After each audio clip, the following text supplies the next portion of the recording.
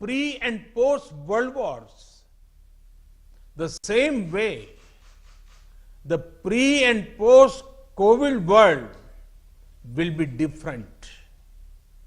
Friends, during such a time, the world is looking up to our doctors, nurses, medical staff, and scientific community with hope and gratitude. The world seeks both care and cure from you. Friends, at the root of India's brave fight against COVID-19 is the hard work of the medical community and our corona warriors. In fact, doctors and medical workers are like soldiers, but without the soldier's uniform. The virus may be an invisible enemy, but our corona warriors, medical workers are invincible. In the battle of invisible versus invincible, our medical workers are sure to win. Friends, earlier, the debates on globalizations have focused on economic issues. Now, the world must unite and focus on humanity-centric aspects of development. Advancements nations make in the health sector will matter more than ever before. Friends, during the last 6 years, we in India, many initiatives in healthcare and medical education. We are broadly working on 4 pillars. The first is preventive healthcare. This includes the importance to yoga, Ayurveda, and general fitness. More than 40,000 wellness centers have been opened where a key focus is on controlling lifestyle-related disease.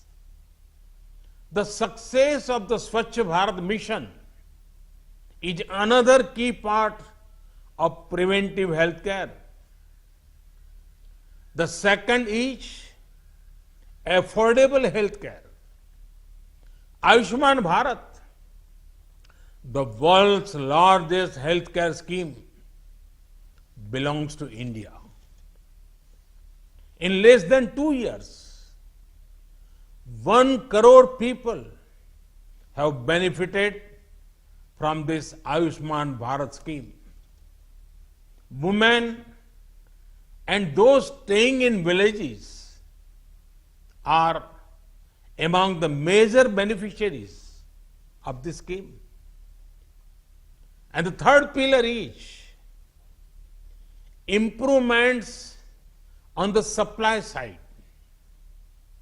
A nation like ours has to have proper medical infrastructure and medical educational infrastructure. Work is underway to ensure a medical college or postgraduate medical institute in every district of the country. The country has seen rapid progress in setting up 22 more AIIMS. Over the last 5 years, we have been able to add over 30,000 seats in MBBS and 15,000 seats in post-graduation. This has been the largest increase in the 5-year term of any government since independence. National Nutrition Mission that is helping youngsters and their mothers. India is working 24/7 to eliminate TB by 2025. This is 5 years ahead of the global target of 2030. Mission Indradhanush has increased our rate of annual rise in vaccination coverage by 4 times. Friends, the central government recently approved the introduction of a new law for expanding education of more than 50 different allied and healthcare professionals.